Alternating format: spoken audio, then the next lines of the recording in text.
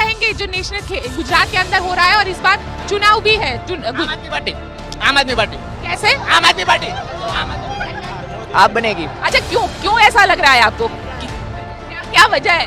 वजह ma'am school अच्छी बनाई ना दिल्ली में, इसलिए।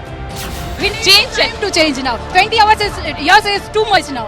Now we require a change. लेकिन क्यों, आपको ऐसा क्यों लग रहा है? और ऑप्शन कौन है आपके? We have an option, ma'am. No.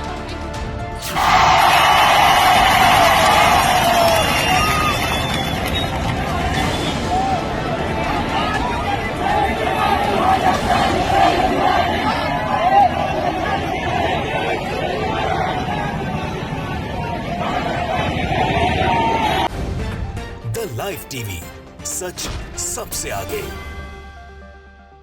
नमस्कार, मैं हूं रंजीत झा और आप देख रहे हैं द लाइव टीवी।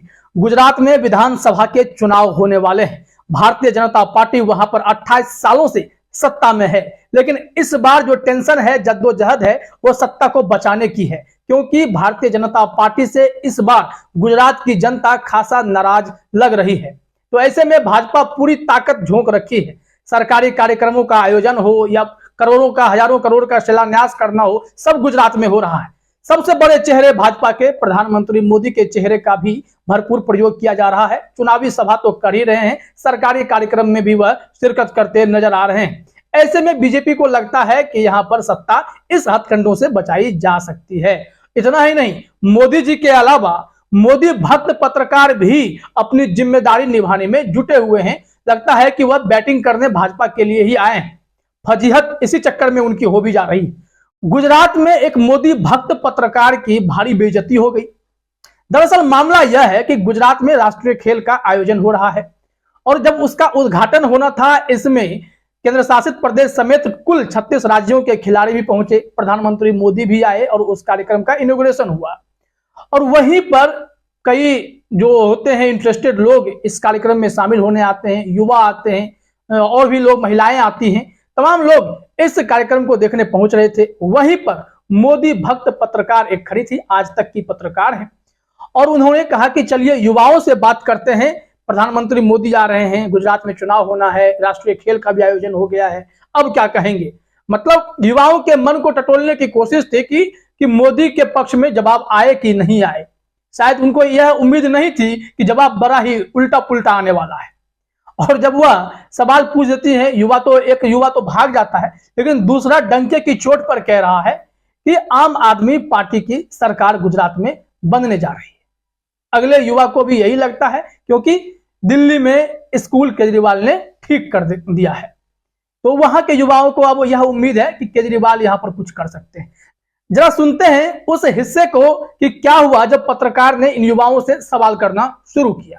क्या कहेंगे जो नेशनल गुजरात के अंदर हो रहा है और इस बार चुनाव भी है? आम आदमी पार्टी। कैसे? आम आदमी पार्टी आप बनेगी। अच्छा, क्यों ऐसा लग रहा है आपको? क्या वजह है?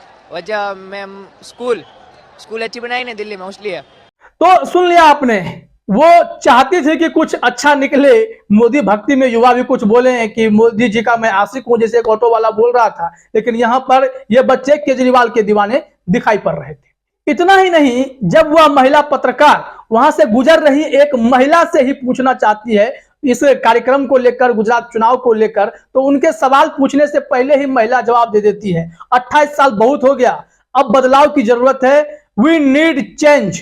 जरा सुनिए इस हिस्से को भी। वह कुछ कहना चाहती है, पूछना चाहती है क्यों लगता है चेंज की जरूरत है, क्या है, नहीं है, बस एक ही लाइन में वो कहती है 28 साल बहुत हो गया, अब बदलाव की जरूरत है। सुनिए इस हिस्से को, क्या कह रही है वो महिला। We need time to change now. 20 years is too much now. Now we require a change. लेकिन क्यों, आपको ऐसा क्यों लग रहा है? और ऑप्शन कौन है आपके पास? We have an option, ma'am. No, thank you. तो सुन लिया आपने, यहाँ पर गुजरात में बदलाव की स्थिति दिखाई पड़ती है और इस वीडियो को रिटायर्ड आईएएस सूर्य प्रताप सिंह ने शेयर किया। हम आपको वह ट्वीट भी दिखाते हैं कि उन्होंने इस वीडियो को शेयर करते हुए क्या लिखा है। उन्होंने लिखा, ये क्या सच है, कहीं नौकरी ना चली जाए बेचारी की, गुजरात बदलाव के रास्ते। अब जो यह वीडियो देखा गया उसके बाद लोग हैरान हैं। दरअसल ये मोदी भक्त पत्रकार दिख रही हैं और आज तक के चैनल को रिप्रेजेंट कर रही हैं वहां पर गुजरात में, जहां पर यह कार्यक्रम हो रहा है। इसलिए सूर्य प्रताप सिंह कह रहे हैं आज तक को भी गोदी मीडिया चैनल कहा जाता है, तो कहीं इस बेचारी की नौकरी ना चली जाए।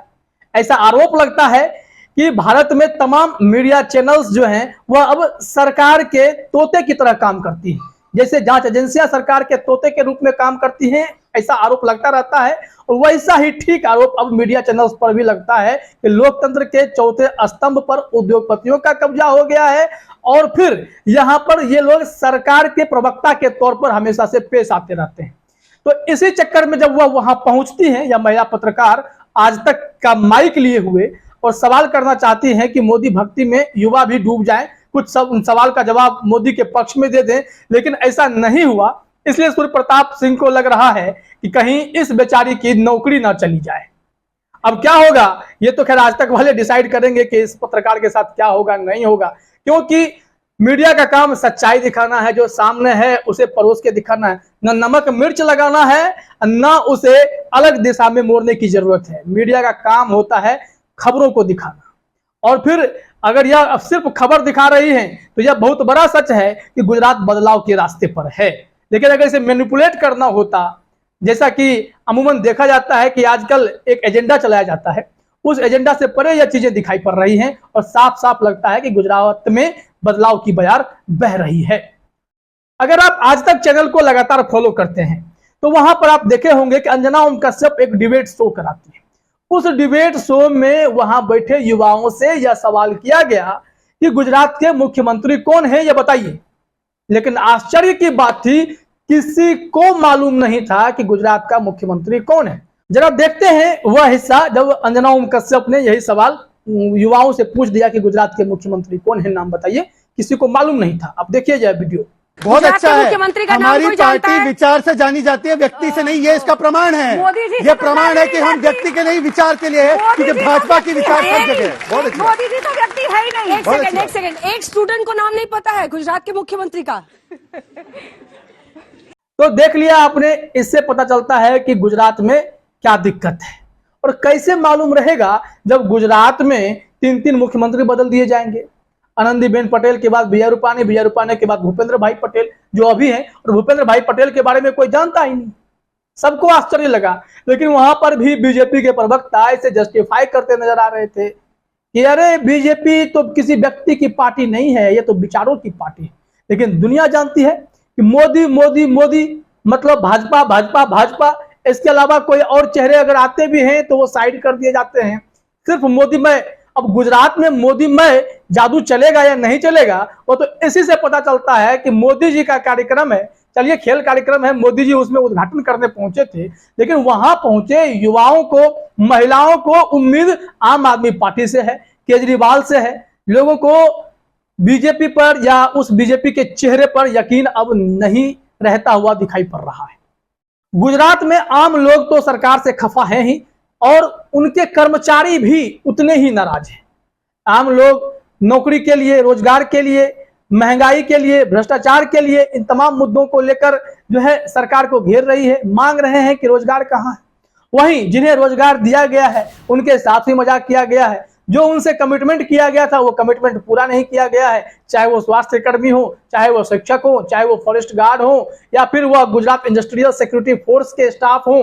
तमाम ऐसे लोगों की नाराजगी अब सड़कों पर खुलकर दिखाई पड़ने लगी है, जो कहीं ना कहीं गुजरात सरकार के लिए टेंशन की बात है। चिंता है कि भारतीय जनता पार्टी कैसे इन सब चीजों से निपटेगी।